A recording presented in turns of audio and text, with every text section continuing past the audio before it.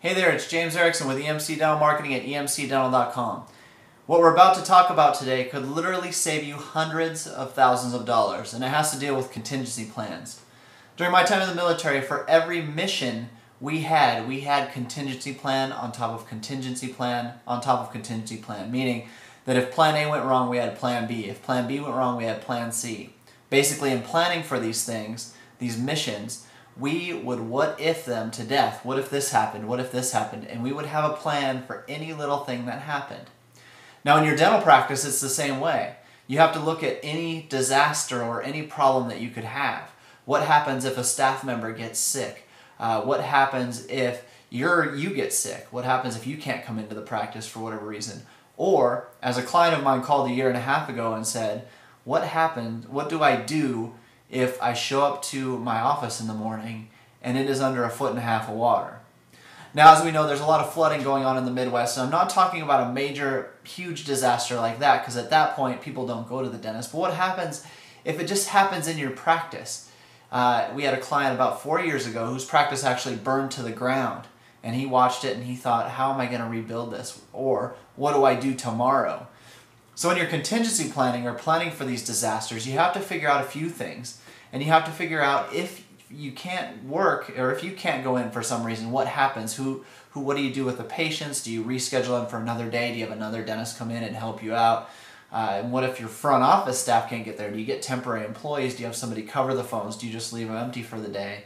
Or if you can't use your building for whatever reason, whether it's flooded or burns down, what do you do? Do you have another place you can practice? Because insurance will cover the cost of rebuilding or getting new carpet or putting new drywall on the walls.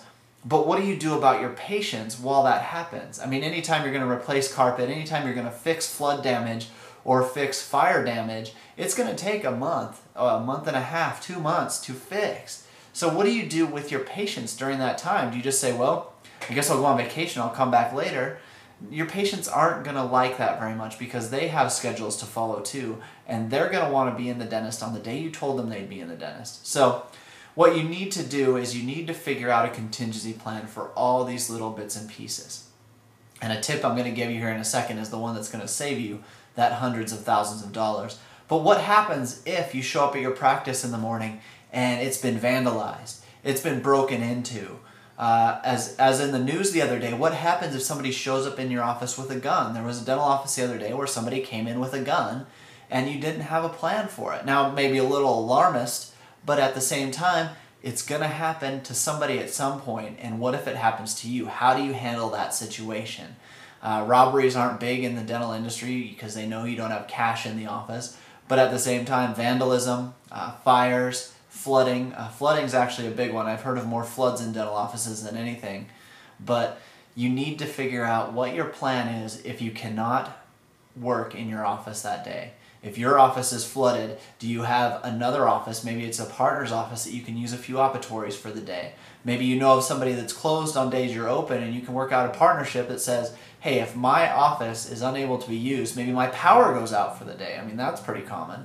Your power goes out for the day. Can you move to his office, make some phone calls to the patients you have booked that day and say, hey, we're seeing patients at this office because our power is out. Also, the biggest problem I see is where are your patient files located? Most offices I hear about have their patient files in one place, and that is in their office.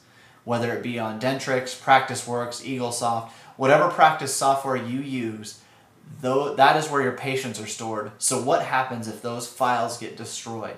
It's a scary thought thinking that I don't have any of my medical records, number one.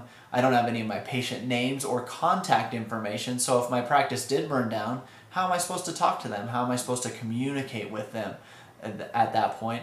If the power goes out, you obviously can't access your files, so how am I supposed to make phone calls to let people know that we've transferred to a new office? So what I suggest is finding one of those little memory sticks, or my client list is actually on my iPod.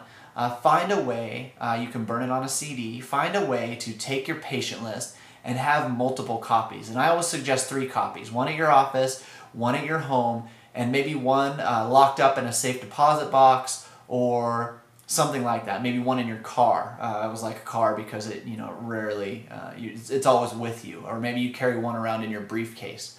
But at the same time, you keep that updated every couple of weeks. I do it every month just to make sure that I have the most current client records or the current patient records with you. Every patient you saw that month, their records now will be up to date on that CD. So as homework, number one, create backups of your patient files. Have one copy at the office, like I said, but then have another copy at home, maybe in a safe or in your desk drawer, somewhere you can get to it quickly. And then maybe have a copy on CD you can put in your briefcase or put in the glove box of your car under the seat. Make sure it doesn't melt, of course, if it gets hot and sunny in your area. But have that contingency plan so you have that patient database to actually contact your patients if something bad should happen. And then work out a contingency plan for if a staff member can't come into the office, if you can't make it into the practice, or worst comes to worst, if you can't see patients in your office one day, whether, like I said, the power's out, vandalism, flooding, or fire. Have that contingency plan ready so when something does happen, you just pick up that plan and say, okay, I need to call so-and-so and get this taken care of. Because what you don't want to happen is while you're rebuilding, while you're picking up the pieces from whatever disaster happened to your practice, you don't want to lose patients. And that's how you're going to save hundreds of thousands of dollars. So once again, this has been James Erickson with EMC Dental Marketing. For more information on our turnkey dental marketing services and more articles on marketing, visit emcdental.com. Visit emcdental.com for more dental marketing articles, as well as all the information on our turnkey dental marketing services.